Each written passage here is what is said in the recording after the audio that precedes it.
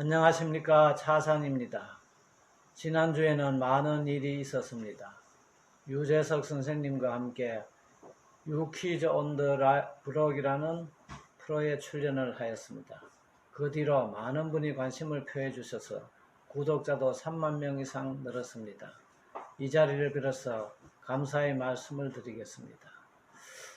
오늘은 사법제도 중에서 변호사와 비슷한 역할을 하시는 법무사에 대하여 한번 말씀을 드려보도록 하겠습니다. 법무사 제도는 왜 생겼겠습니까? 우리나라가 근대화하면서 법원과 검찰청이 새로 생겼습니다. 또 재산에 관하여서 등기제도가 생겼습니다. 이와 같이 새로운 제도가 생김에 따라서 민간에서 그 제도를 운영할 사람이 필요하였습니다.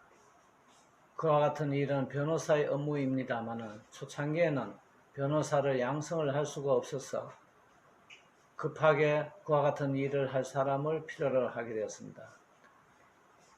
변호사의 업무 중 간단한 기초적인 법률 업무는 따로 자격증을 부여하여서 처리하는 것이 좋겠다고 하여서 사법서사라는 제도를 만들었습니다.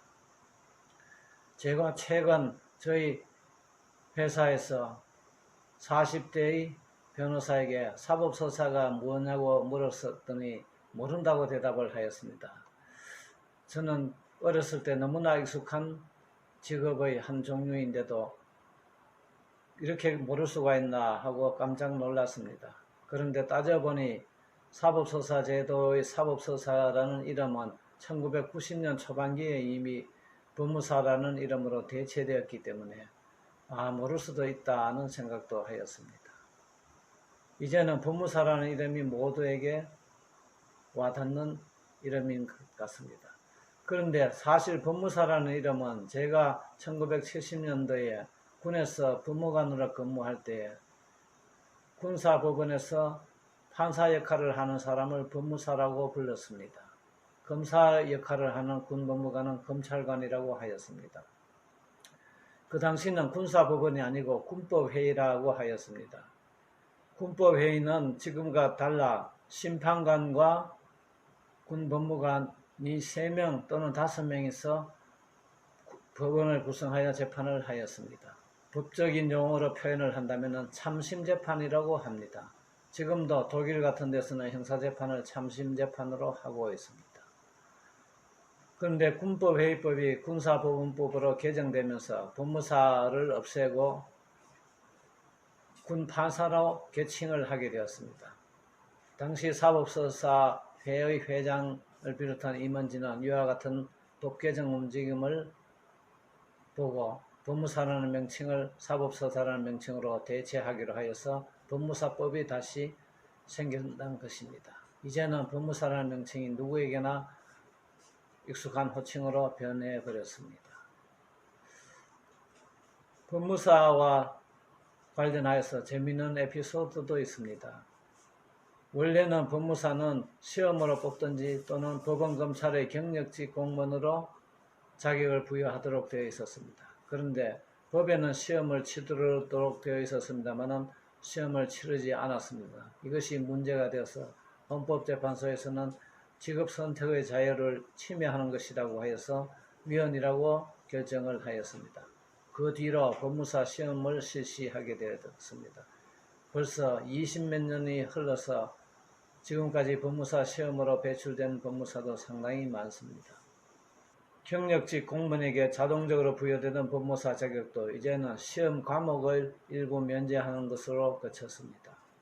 제가 1990년 초반기 행정처에 근무할 당시 국업 공채로 직원을 뽑았습니다. 한번 뽑으면 약 500명 정도 뽑았는데 1년에 걸쳐서 그분들을 임용을 하게 됩니다.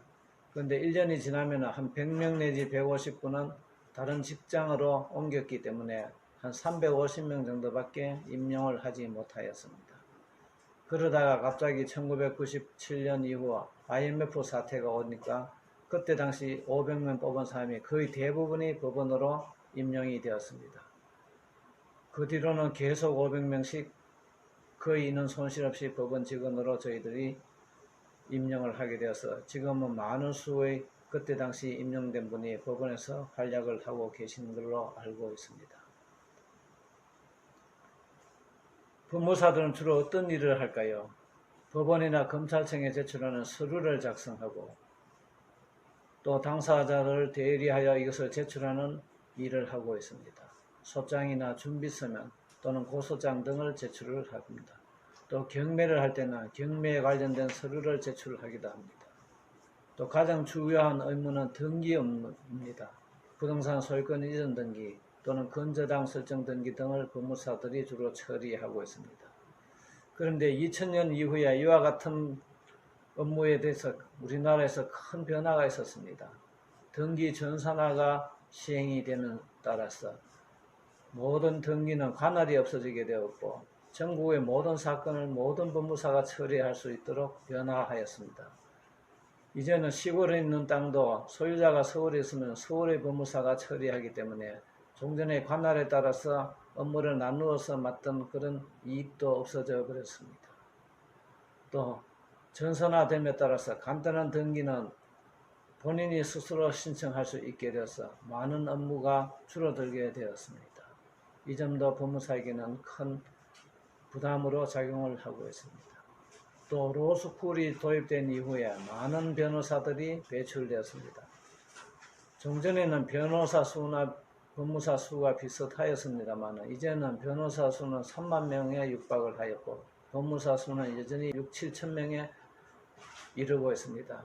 그 중에 많은 법무사들은 현재 연로하셔서 앞으로 과연 이 숫자가 얼마나 줄어들지 저도 관심을 가지고 보고 있습니다.